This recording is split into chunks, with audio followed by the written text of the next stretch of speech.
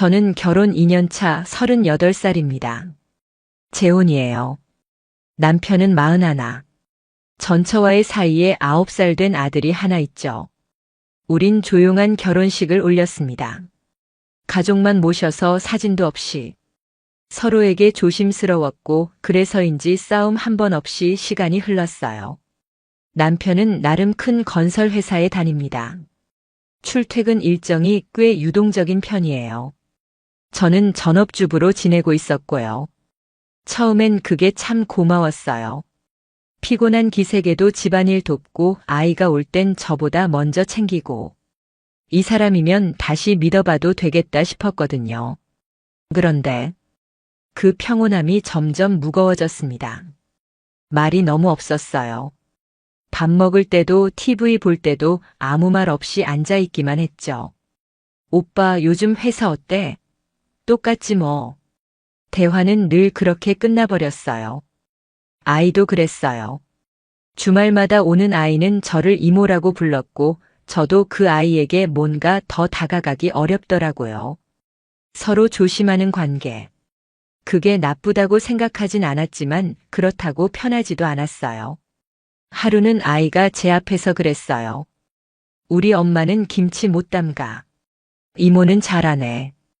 그 말에 남편이 괜히 정색을 하더라고요. 말 조심해 상우야. 이상했죠. 아무 말 아닌데 그렇게 민감하게 반응할 일인가 싶었거든요. 그리고 그날 밤 남편이 집 밖으로 나갔어요. 저한테는 잠깐 바람 좀 쐬고 오겠다고 했죠. 밤 10시 넘은 시각이었어요. 그런데 그날이 처음이 아니었습니다.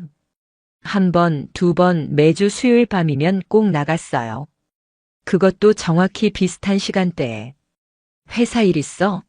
아니야, 그냥 좀 머리 식히고 싶어서. 늘 같은 대답. 근데 이상하게 냄새가 바뀌어 있었어요. 은은한 섬유 유연제 향. 우리 집에서 쓰는 거랑은 분명 다르더라고요. 처음엔 설마 했습니다. 아무리 그래도 나랑 결혼까지 해놓고 아이까지 둔 사람이 그럴 리 없다고 믿고 싶었어요. 하지만 그 믿음이 점점 금이 가기 시작했습니다. 어느 날은 남편의 셔츠 안쪽에서 긴 머리카락이 나왔어요. 저는 단발이거든요. 그날 이후로 머릿속이 시끄러워졌습니다. 자꾸 상상하게 됐어요. 그 사람이 있는 곳, 그 사람이 누구일지, 그 시간에 무슨 말을 주고받았을지. 근데 이상하게도 화가 안 났습니다. 그보단 섬뜩했어요. 뭔가 내가 모르는 거대한 이야기가 내 주변을 맴도는 느낌이랄까. 분명히 뭔가가 있다. 그런데 이 사람은 나한테 그걸 절대 말 안 할 거라는 확신도 들었어요. 심장이 빠르게 뛰었습니다. 그날 이후 저는 남편의 모든 패턴을 기록하기 시작했어요. 시간, 경로, 입고 나간 옷, 돌아올 때 표정, 핸드폰에 손을 올리는 습관까지. 작은 메모장에 몰래 적어두었죠. 처음엔 내가 이상한 걸까 싶었어요. 이렇게까지 하는 내가 너무 예민한 건 아닐까 하고요. 그런데 이상하게도 날이 갈수록 그 기록이 하나의 패턴처럼 보이기 시작했습니다. 그리고 일주일 뒤 남편의 차 블랙박스를 확인한 순간 제 안에서 무언가가 딱 하고 부러졌습니다. 평소엔 차에 관심도 없었는데 그날은 왠지 모르게 뭔가가 자꾸 마음에 걸렸거든요. 남편이 퇴근하자마자 씻으러 들어갔고 저는 조용히 차 키를 들고 내려갔습니다. 블랙박스를 열었을 땐 사실 정말 큰 걱정이나 의심은 없었어요. 그냥 내 착각이길 바라는 마음이 컸죠. 그런데 위치 정보가 너무 이상했어요. 그 주도, 그 전주도, 또 그 전주도 매주 수요일 밤 중랑구의 한 조용한 주택가 골목에서 차가 정차해 있었어요. 서울 외곽의 낡은 아파트 단지가 있는 곳이었죠. 저희 집이나 친정, 직장과는 아무 관련도 없는 동네였어요.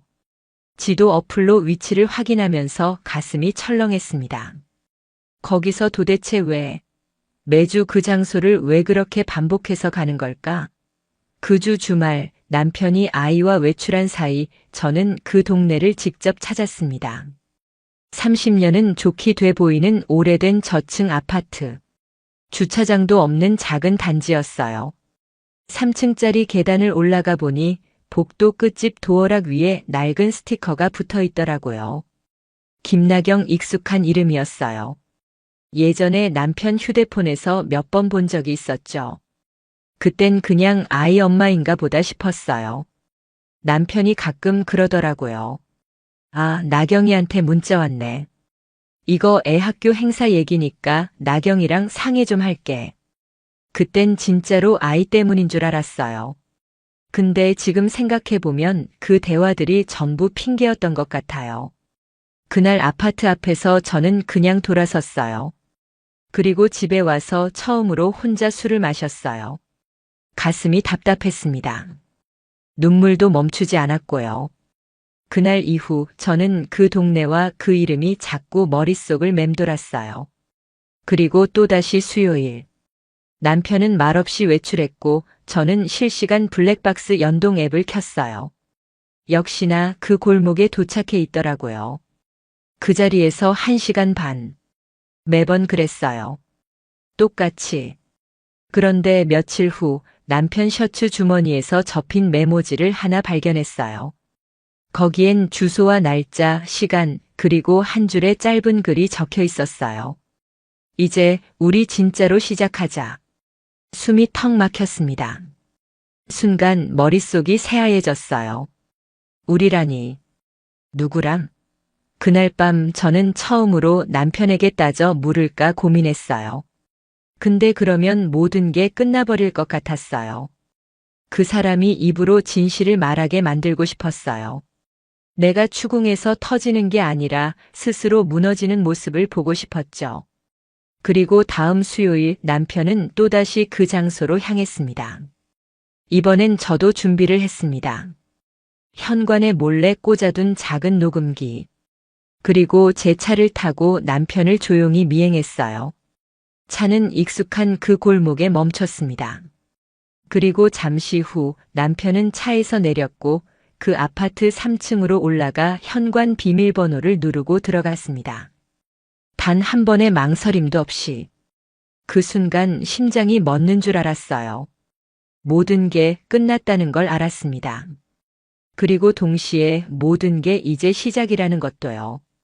그날 이후 제 안에 무언가는 확실히 바뀌었습니다. 예전 같으면 울고불고 했을지도 몰라요. 하지만 이번엔 달랐어요. 화가 나기보단 섬뜩했어요. 어떤 감정도 쉽게 올라오지 않았습니다. 너무 현실 같지 않아서 그랬던 것 같아요. 지금 이게 진짜 내 인생이 맞나? 그날 밤 남편은 아무 일도 없었다는 듯 평소처럼 집에 들어왔습니다. 냉장고 문을 열고 물을 꺼내 마시고 샤워를 하고 침대에 누웠어요. 저는 그런 그 사람을 조용히 지켜봤어요. 이젠 확실해졌습니다. 그 사람은 이중 생활을 하고 있었어요. 그런데 저는 그보다 더 끔찍한 가능성을 떠올렸어요. 혹시 위장이혼? 전처와 이혼한 척만 하고 실제로는 다시 함께 살고 있는 건 아닐까?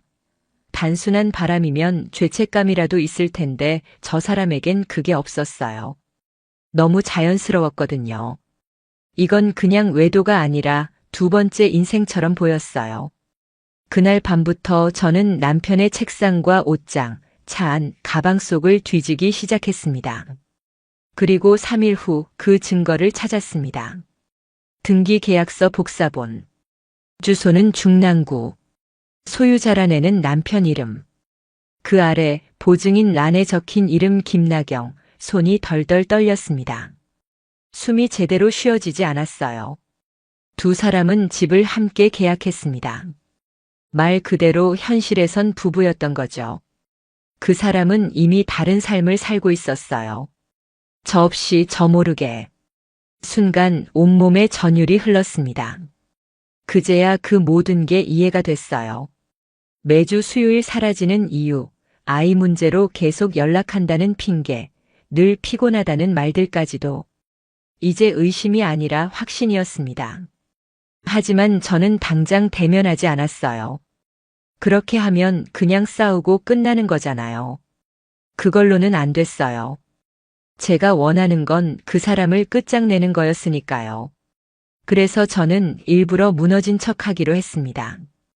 그날 이후 남편 앞에서는 자주 한숨 쉬고 멀쩡한 식탁 앞에서도 혼잣말을 했어요.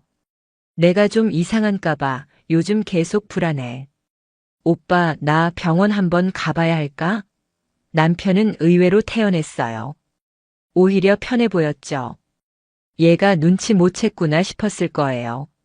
저는 남편이 그런 착각을 계속하길 바랐어요. 그래야 제가 더 깊이, 더 치밀하게 움직일 수 있으니까요.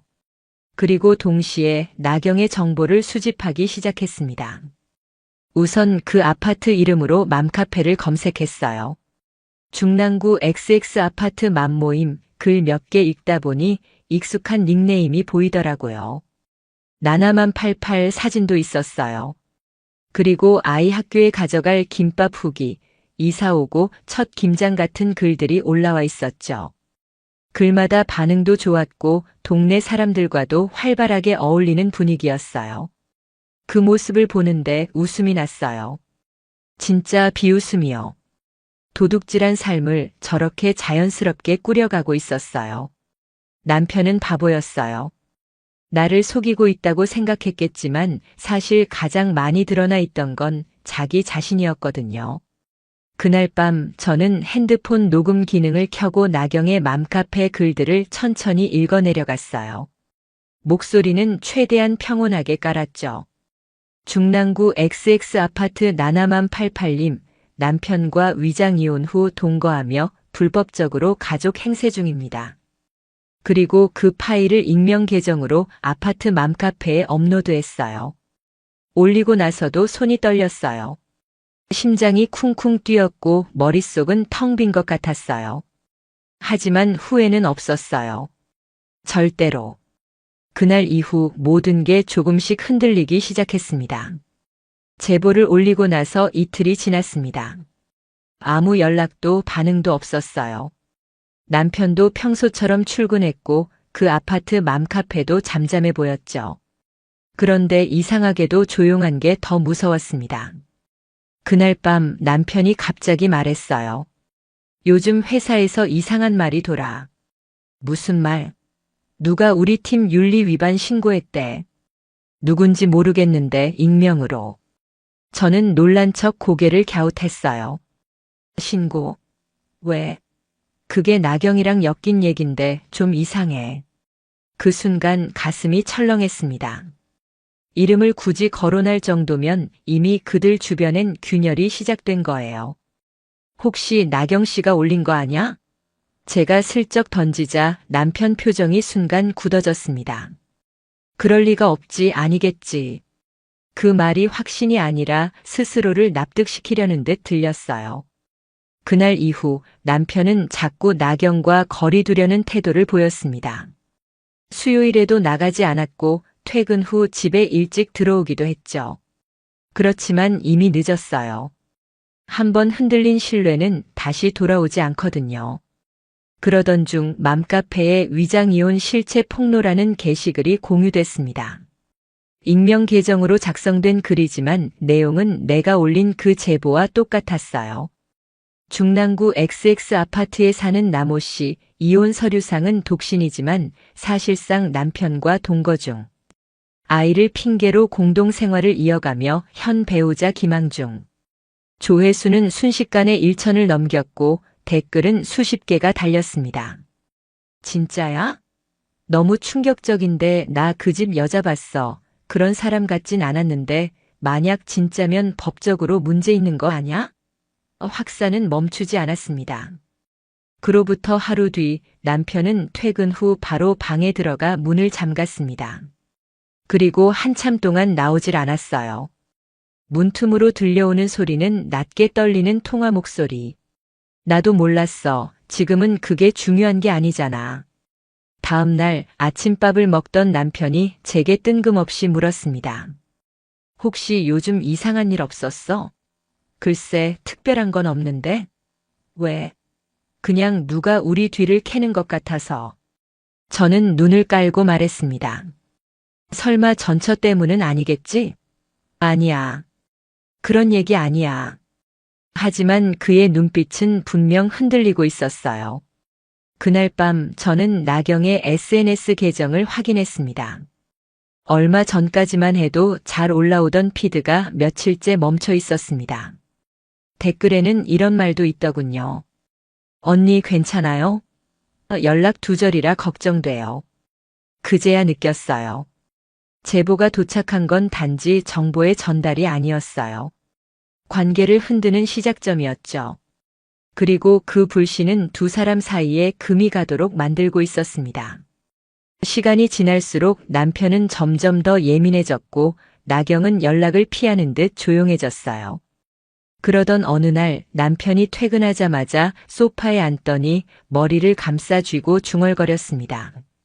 나경이랑 뭔가 이상해. 요즘 연락도 안 되고 예전 같지가 않아. 무섭다고도 하고. 그 말을 듣는 순간 심장이 빠르게 뛰었습니다. 그들은 서로를 의심하고 있었어요. 그리고 저는 그 의심을 조용히 부추기고 있었습니다. 그 순간 깨달았어요. 이건 이제 나만의 싸움이 아니에요. 이건 세 사람 사이에 감춰진 전선이었고 서로가 서로를 감시하는 심리전이 시작된 거였습니다. 그날 이후 저는 메모장을 꺼냈습니다.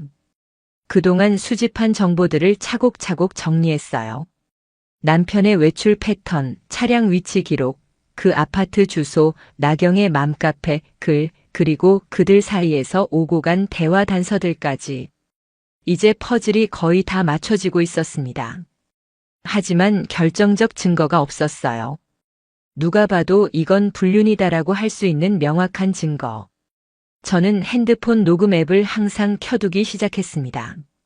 남편과의 대화 중에 조금이라도 이상한 말이 나오면 저장했죠. 그런데 더 확실한 게 필요했어요. 그래서 결국 저는 사설 탐정에게 연락했습니다. 정확히 뭘 알고 싶으신가요?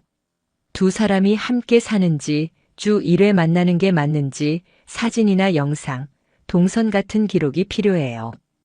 그 사람은 조용히 고개를 끄덕였고 며칠 안에 결과를 보내주겠다고 했어요. 그동안 저는 평소처럼 행동했어요. 밥 차리고 빨래 개고 아이 간식 챙기고 남편 앞에서는 늘 그랬듯 순한 표정으로요. 그런데 그 사람은 이상하리만치 조용했어요. 퇴근하고 와서도 말을 줄였고 주말에 아이가 와도 눈빛이 어딘가 불안해 보였죠. 요즘 왜 이렇게 말이 없어? 제가 일부러 물었더니 남편이 멍하니 TV를 보면서 말했어요. 그냥 요즘 좀 피곤해서. 그 말이 뭔가 신호처럼 느껴졌습니다. 그리고 3일 뒤 사설 탐정에게서 자료가 도착했습니다. USB 하나, 메모지 한 장.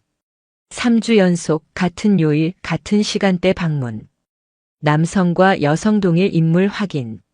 중랑구 XX 아파트 302호. USB를 꽂았어요.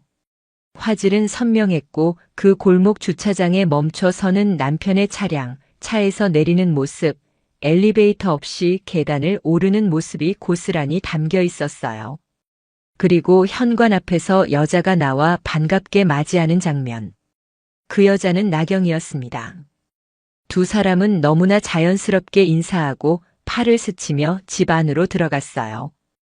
그게 끝이었어요. 저한테는 그 장면이면 충분했어요. 지금까지 의심했던 모든 게 하나하나 다 맞아떨어지는 순간이었습니다. 머릿속이 하얘졌어요. 숨이 막혔고 가슴이 너무 아팠어요. 그 장면을 반복해서 보며 울었고 울다가 웃기도 했어요. 이걸 어떻게 해야 할까? 그 영상은 곧바로 USB 2개에 복사했고 하나는 집안에, 하나는 제 지인 집에 보관했습니다. 이제부터는 행동할 때였어요. 단순히 들키게 두지 않을 거였어요. 어설프게 들이닥치고 싸우는 장면 같은 거, 그건 그들한테 면죄부가 돼버릴지도 몰랐거든요. 나는 이 둘을 조용히 철저하게 무너뜨릴 생각이었어요. 그날 밤 남편이 평소보다 일찍 퇴근했어요. 무슨 일 있었어? 제가 물었죠. 그냥 회사에서 일이 좀 꼬였어. 그 말 뒤에 이어지는 표정이 어색했어요. 눈을 제대로 못 마주치고 말 끝마다 목소리가 떨리고 있었거든요. 그래도 와줘서 고마워. 오빠. 제가 그렇게 말했을 때 남편이 살짝 놀란 눈빛을 했어요. 그 말이 나올 줄 몰랐던 것처럼요. 하지만 전 그 눈빛에 대고 웃었습니다. 아무렇지 않은 척 그냥 따뜻하게 웃었어요. 왜냐면 그 사람이 모르게 끝을 향한 계단을 하나씩 밟고 있었으니까요. 이제 다음은 그 두 사람을 같은 공간에 부르는 일만 남았어요. 그날을 위해 저는 조용히 만찬을 준비하기 시작했습니다. 모든 걸 준비하면서도 제 안에서는 수없이 많은 감정이 오갔어요. 분노, 슬픔, 허탈함, 복수심, 그리고 묘한 기대감까지. 이게 끝이라는 생각보다 이제야 시작이라는 감각이 더 강했어요. 다음 주 수요일 남편이 나경의 집으로 가는 그날. 저는 남편에게 말했어요. 오빠 수요일 저녁엔 집에 일찍 와줄 수 있어? 무슨 일 있어? 그냥 같이 밥 한 끼 먹자. 나 요즘 좀 그랬잖아. 남편은 조금 놀란 눈치였지만 곧 고개를 끄덕였어요. 그래. 일찍 올게. 그리고 다음 날 나경에게도 연락을 했습니다. 그동안 수소문에서 알아낸 나경의 번호. 제가 그녀에게 처음으로 연락한 순간이었죠. 김나경 씨 맞으시죠? 지연입니다. 상우 씨 아내요. 부탁드릴 게 하나 있어서요. 이번 주 수요일 저녁 저희 집으로 와주실 수 있을까요? 식사 자리예요. 다른 이유 없습니다. 답장은 바로 오지 않았어요. 한참 후 단 한 줄이 도착했어요. 알겠습니다. 그 짧은 말이 전부였어요. 그녀가 어떤 마음으로 그 자리에 나올지 짐작할 수 없었지만 상관없었어요. 왜냐하면 그 자리는 그들에게 어떤 대답을 구하려는 자리가 아니라 결론을 보여주는 자리였으니까요. 그날 아침 전 평소보다 더 일찍 일어났습니다. 시장에 가서 식재료를 샀고 요리책을 펼쳐서 하나하나 정성 들여 만들었어요. 잡채, 불고기, 된장찌개, 각종 나물 반찬. 그들이 한때 가족이었던 척했던 그 식탁처럼요. 오후 6시 30분. 현관벨이 울렸습니다. 먼저 도착한 건 남편이었어요. 정장 차림 그대로 무표정한 얼굴로 들어왔죠. 오늘 왜 이렇게 상차림을 그냥 마지막으로는 나도 대접하고 싶었어. 남편은 제 눈치를 살피는 것 같았지만 끝까지 말을 아꼈어요. 그리고 정확히 10분 후 다시 벨이 울렸습니다. 저는 말없이 문을 열었어요. 문 앞엔 단정한 셔츠와 청바지를 입은 나경이 서 있었습니다. 생각보다 수척해 보였고 눈동자는 맑지 않았어요. 저는 말없이 몸을 비켜줬고 그녀는 조용히 고개 숙이며 들어왔습니다. 남편은 의자에서 일어나지도 못하고 얼어 있었습니다. 나경 씨, 저기 앉으세요. 다 차렸어요. 세 사람은 한 테이블에 앉았습니다. 어색한 공기, 찬기 도는 식탁. 한동안 아무도 숟가락을 들지 않았어요.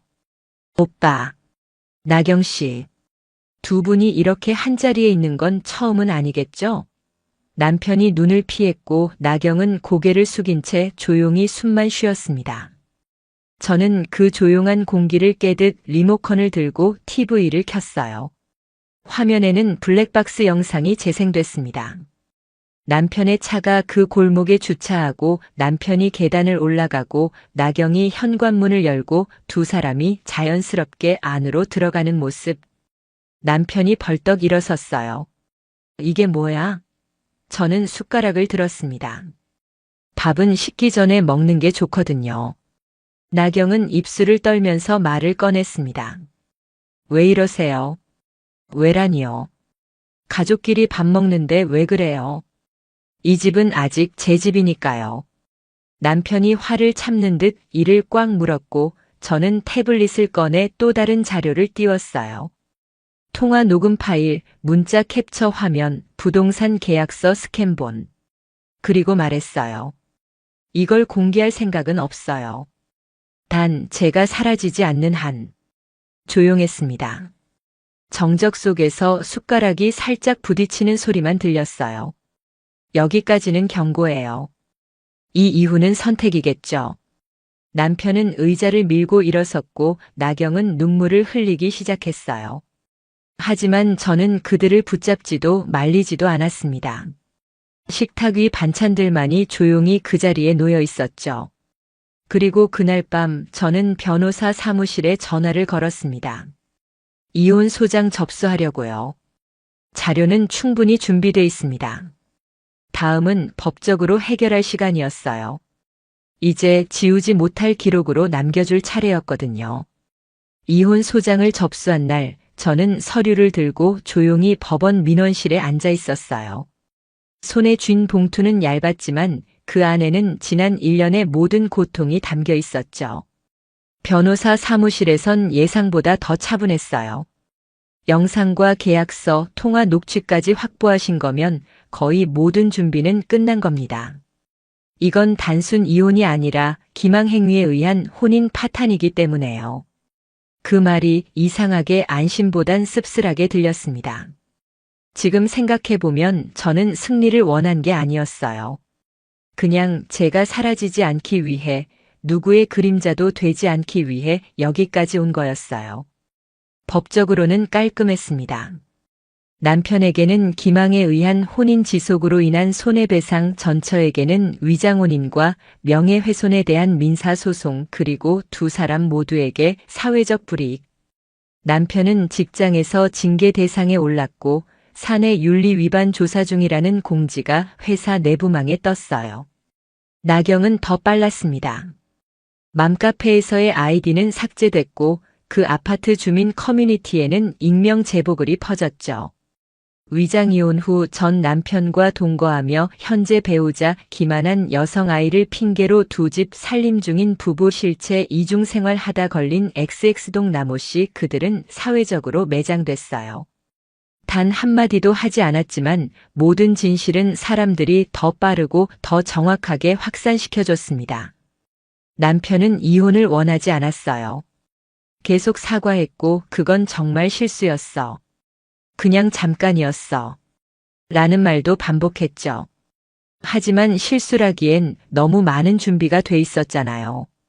집 계약, 아파트 출입, 아이와의 관계 유지, 그건 습관이었고 생활이었어요. 진심으로 미안해. 그 말도 들었습니다. 하지만 이상하게 그 순간은 아무런 감정이 없었어요. 지금은 미안할 타이밍이 아니야. 지금은 내가 무너질 타이밍이야. 제가 그렇게 말했을 때 남편은 말없이 고개를 떨궜어요. 한 달 뒤 이혼은 성립됐습니다. 재산은 반반으로 나눴고 아이에 대한 양육권은 남편이 포기했습니다. 지연아, 너 진짜 냉정한 사람이구나. 이혼 서류에 도장을 찍은 날 남편이 마지막으로 남긴 말이었어요. 그 말을 들은 순간 제가 웃었어요. 작게, 아주 조용하게. 그래. 그 냉정함이 없었으면 지금 나는 아예 없었겠지. 나경은 그 이후 지방으로 내려갔다는 소문이 들렸습니다. 학교를 바꿨고 직장도 정리했다고 하더군요. 누가 봐도 도망처럼 보였어요. 그들이 어떻게 살든 이젠 더 이상 궁금하지 않았어요. 다만 하나. 저는 그들에게 이 말을 남기고 싶었어요. 나는 당신들보다 나약하지 않았어요. 그걸 보여주는 게 이 싸움의 유일한 의미였어요. 그리고 모든 정리를 끝낸 후 저는 집을 정리했습니다. 작고 조용한 도시로 이사했고 새 이름으로 커피숍을 열었습니다. 고요한 음악과 따뜻한 커피향이 가득한 공간. 그 안에서 저는 매일 같은 자리에 앉아 손님들의 이야기를 듣고 조용히 웃어요. 그 사람들과 함께했던 시간은 더는 분노도 상처도 아니에요. 그건 그냥 한 권의 책처럼 닫히는 순간까지 정리한 기억일 뿐이에요.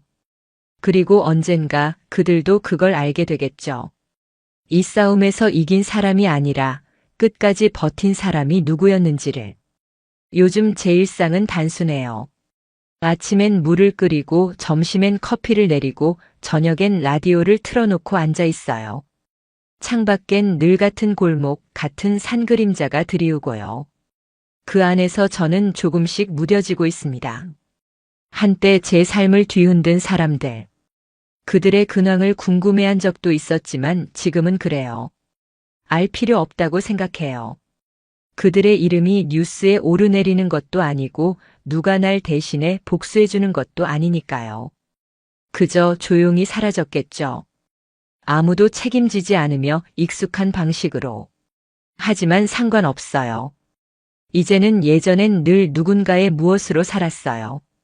아내, 며느리, 엄마 그런 역할들 속에서 제 이름은 희미해졌죠. 그래서 더 집착했는지도 몰라요. 그 사람과의 결혼 생활에, 그 가짜 가족 안에 제가 뭔가라도 되는 것 같았거든요. 하지만 결국 거기서 살아남은 건 제 역할이 아니라 제 의지였단 걸 깨달았어요. 가끔 그런 생각을 해요. 내가 그때 모른 척 했다면 어땠을까? 정말 몰랐더라면 지금쯤 어떤 삶을 살고 있었을까? 그러면 또 다른 의문이 떠올라요. 그게 더 행복했을까? 정말 몰랐으면 괜찮았을까? 답은 없어요. 그렇지만 적어도 지금의 나는 스스로를 속이지 않아요. 거울 속 제 얼굴을 보며 말할 수 있어요. 그래, 넌 그때 제대로 마주했고 제대로 끝냈어. 어떤 사람은 말해요. 이제 자유로워졌잖아요. 새로 시작하면 되죠. 하지만 그 자유라는 것도 가볍지만은 않아요.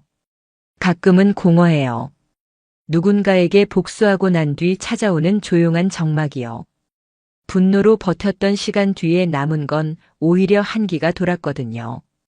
그래도 그 시간을 지나서 제가 배운 게 하나 있어요. 사람은 결국 자기가 자기를 지켜야 한다는 것. 누가 대신해주지 않아요. 애써주는 사람도 없고 끝까지 같이 분노해줄 사람도 없어요. 그러니 내가 버텨야죠. 나라도 나를 지켜야죠. 지금 제 삶이 완벽하다고 말하진 못하겠어요. 그래도 매일 창문을 열고 커피 향을 느끼고 조용히 책을 읽는 이 평범한 일상이 예전 그 모든 날보다 훨씬 단단하다고 느껴요. 아무 일 없는 하루가 가장 값진 복수라는 걸 이제야 알게 됐어요. 그리고 마지막으로 그날 이후 단 한 번도 잊지 않았던 한 문장. 사랑은 아니었어. 그저 나를 지우지 않으려 악착같이 살아낸 시간이었을 뿐.